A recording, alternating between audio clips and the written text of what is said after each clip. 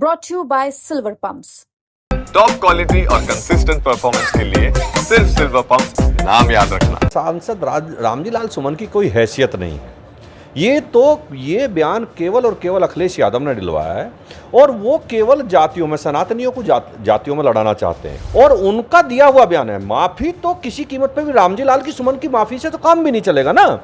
माफी तो हर हालत में अखिलेश यादव को मांगनी पड़ेगी, नहीं तो मैं गारंटी के साथ कह रहा हूं अखिलेश यादव का जिंदगी में, राजनीति में कोई भविष्य नहीं है। मैं दावे के साथ कह रहा हूं, मैं दावे के साथ कह रहा हूं अगर ये सड़कों पे आतंकित करेंगे लोगों को, सड़कों पे बिना मतलब का ये वो करेंगे कि हम आंदोलन कर रहे हैं, तो मैं आज फिर कह रहा हूं ये दौड़ा दौड़ा के पीटे जाएंगे ना, कोई नहीं छोड़ सकता इन्हें। नमस्कार, मैं हूं उस्मान चौधरी और आप देख रहे हैं यूपी तक।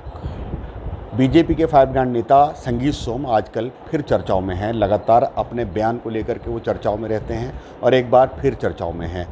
उनसे ही बात करेंगे कि आखिर ये जो सांसद हैं समाजवादी पार्टी के, उनको लेकर के जो आजकल विरोध चल रहा है और ठाकुर समाज की तरफ से माफ़ी मांगने का भी उनको टाइम दिया गया था, उन्हीं से पूछेंगे कि आखिर उस विरोध में उनका क्या कहना है। संगीत सोम जी राज्यसभा के सांसद हैं समाजवादी पार्टी के, लगातार उनका विरोध चल रहा है, क्या कहना है इस पर? देखिए, मैं पहले से कहता आया हूं वो राज्यसभा के सांसद रामजी लाल सुमन की कोई हैसियत नहीं है।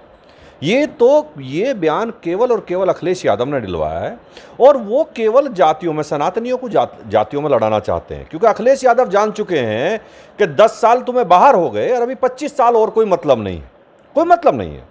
इसलिए वो जातियों को, इन हिंदुओं को, इन सनातनियों को आपस में लड़ाना चाहते हैं और उनका दिया हुआ बयान है। माफी तो किसी कीमत पे भी रामजी लाल की सुमन की माफी से तो काम भी नहीं चलेगा ना।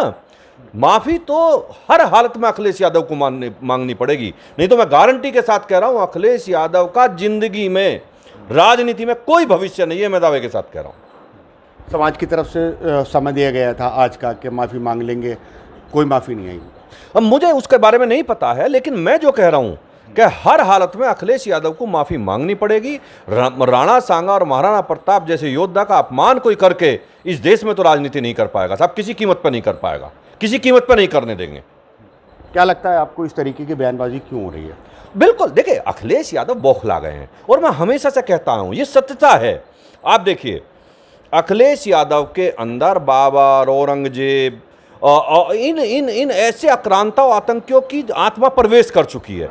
इसीलिए उन लोगों ने अपने बाप को बंधक बनाया था, उन्होंने अपने बाप के साथ वही किया, उसी तरीके के काम वो करते जा रहे हैं। अब समाज को बांटने की वो कोशिश कर रहे हैं कि सनातनियों ने पूरे देश में भारतीय जनता पार्टी की सरकार बनाई, 2 बार उत्तर प्रदेश में बन गई, कभी रिपीट नहीं होती थी, उन्हें पता है तीसरी बार भी बननी है।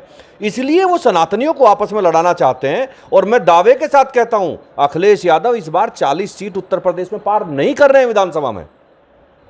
समाजवादी पार्टी के नेता राम गोपाल यादव, उनको लेकर के भी आपका एक बयान आया कि पीटा जाएगा, सनातनी पीटेंगे, उसको लेकर के विरोध हो रहा है लगातार, आपके पुतले तक फूके जा रहे हैं। देखिए पुतले कौन फूक रहा है, वो सामने आके फूके ना, पुतले फूकना। वो देखिए पूरे सनातनियों ने इस मामले में, चाहे वक्फ का मामला हो, चाहे राणा सांगा का मामला हो, पूरे देश के सनातनियों ने ये नियम बना लिया है। मैं आज देख रहा था, महाराष्ट्र का देख रहा था, लोगों ने गाँव के बाहर बोर्ड लगा दिए हैं, अगर राणा सांगा और वक्फ का विरोध करने वाले गांव में एंट्री करेंगे तो पैर तोड़ देंगे, इस तरीके के लोगों ने बोर्ड लगा दिए हैं। मैं दावे के साथ कह रहा हूं अगर ये सड़कों पे आतंकित करेंगे लोगों को, सड़कों पे बिना मतलब का ये वो करेंगे कि हम आंदोलन कर रहे हैं, तो मैं आज फिर कह रहा हूं ये दौड़ा दौड़ा के पीटे जाएंगे ना, कोई नहीं छोड़ सकता इन्हें।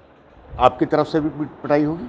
देखिए मैं कह रहा हूं हर सनातनी इनके पीछे पड़ा है इस टाइम कि इन्हें दौड़ा दौड़ा के मारो और जरा करें ना, सड़कों पर करें तो सही आंदोलन, फिर हम भी बताते हैं साहब ऐसी कौन सी बात है। लगातार आगरा में देखा जा रहा है, अलीगढ़ में देखा जा रहा है, मैनपुरी में देखा जा रहा है, पुतले फूके जा रहे हैं, विरोध हो रहा है संगीत सोम का। वहीं पुतले फूक रहे, जरा यहाँ फूक के देखो ना, कहाँ फूक रहे हैं पुतले, कहाँ पुतले फूक रहे, और किसे फूकेंगे ये फूक चुके हैं, ये अपने आप में फूक चुके हैं, अब केवल अपनी खींच मिटा रहे हैं, बाकी कुछ नहीं होगा। 4 आदमी खड़े हो रहे हैं, पुतले फूक रहे, कौन पूछ रहा है साहब?